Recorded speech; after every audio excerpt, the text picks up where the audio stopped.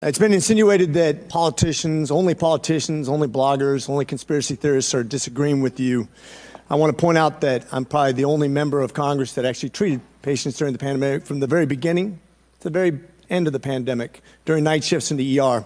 Thousands of patients during that time. And in 2020, I was censored. My medical license was threatened because I disagreed with bureaucrats.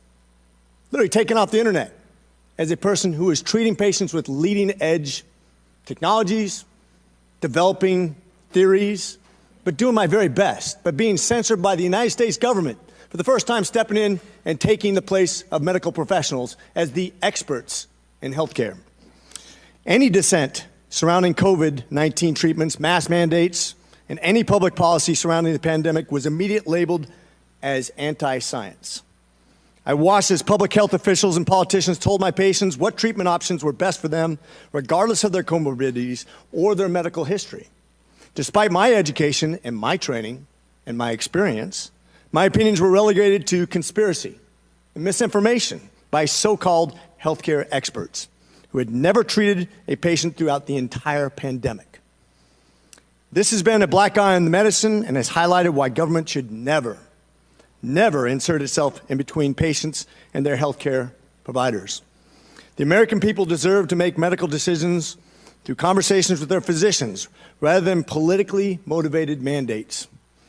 Dr. Fauci, did you ever treat a patient for COVID during the pandemic?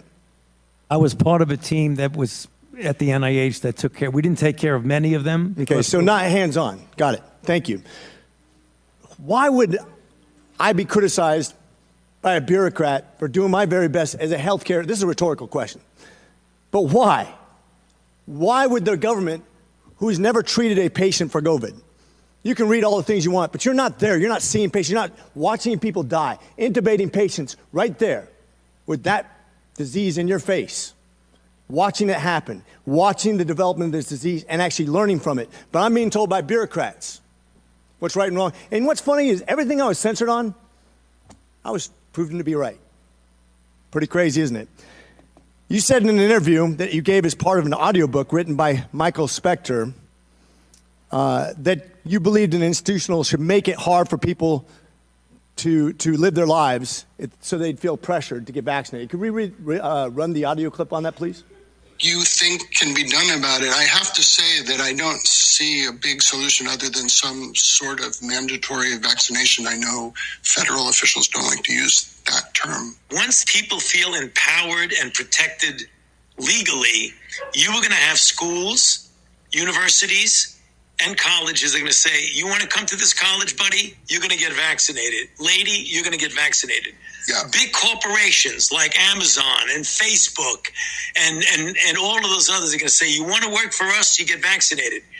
And it's been proven that when you make it difficult for people in their lives, they lose their ideological bullshit and they get vaccinated. Thank you. Are all objections to COVID vaccinations ideological bullshit, Dr. Fauci? No, they're not, and that's not what I was referring to. Well, in reference to making it hard for people to get education, traveling, working, I'd say it very much was in context. And I take great offense to this. Miss Allison Williams testified before this committee about losing her job because she sought an exemption for ESPN's vaccine mandate, which came from recommendations from bureaucrats like yourself.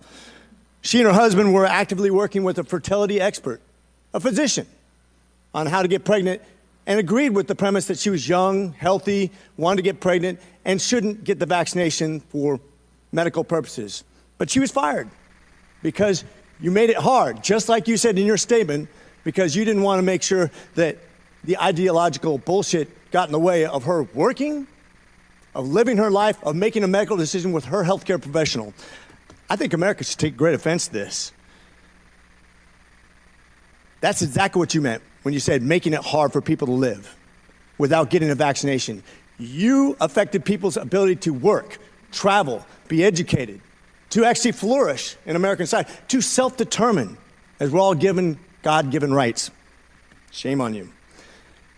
Dr. Fauci, you've become Dr. Fear. Americans do not hate science. I don't hate science. The American people hate having their freedoms taken from them. You inspired and created fear through mass mandates, school closures, vaccine mandates that have destroyed the American people's trust in our public health institutions. This fear you created will continue to have ripple effects over generations to come. You have already seen its effects in education, in the economy, and everything else. Quite frankly, you said, if you disagree with me, you disagree with science. Dr. Fauci, I disagree with you because I disagree with fear.